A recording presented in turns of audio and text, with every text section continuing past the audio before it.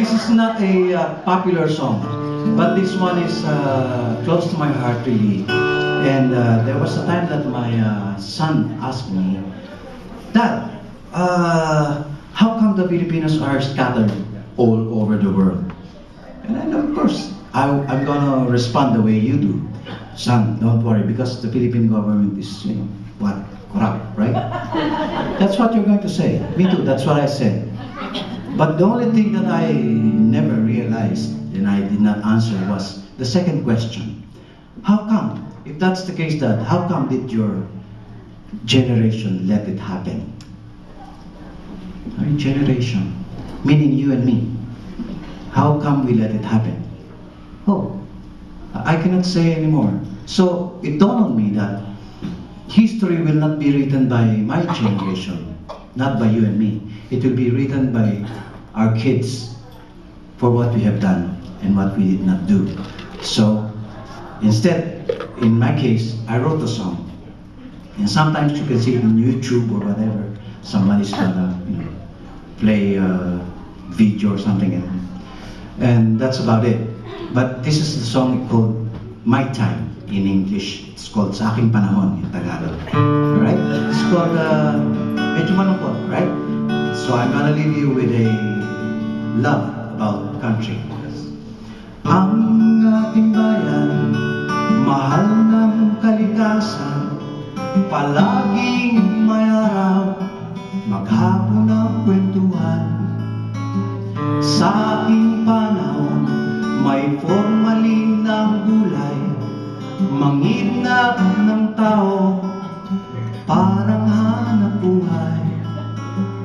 Mayroon kaming serex, gigisingin ka sa sex. Moral namin babang-baba, nagre-rape pati bata.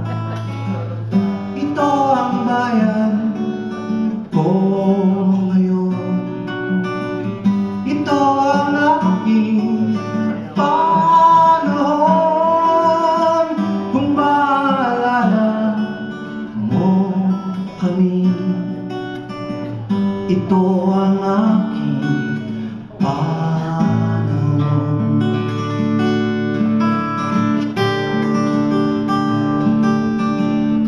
Sikat ang pinatubo, umalis mga kano, ngunit ang isip namin G.I. Joe pa rin. Pagkatapos mag-aral, takbo ay Amerika.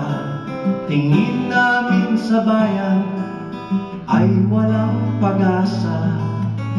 Salitang pagkakaisa ay narinig na namin, ngunit di alam ang gagawin at anong ibig sabihin. Ito ang bayan ko ngayon. Ito ang aming panahon. Kung maalala niyo kami, ito ang aming panahon.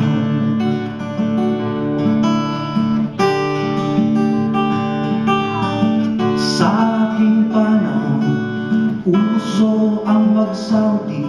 Pag-uwi ay mayroong tihi, may blue silang barkada. May ilang linggo, magbebenta na huli. Pinayaman ibang bayan, pamilya'y iwanan.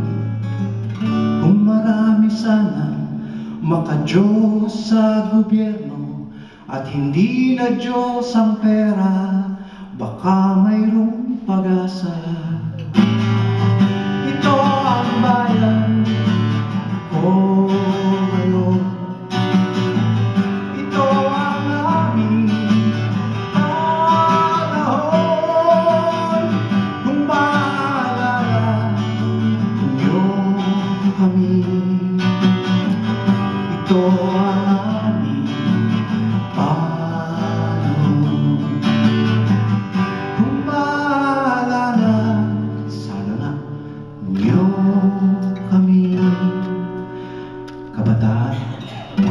Ito ang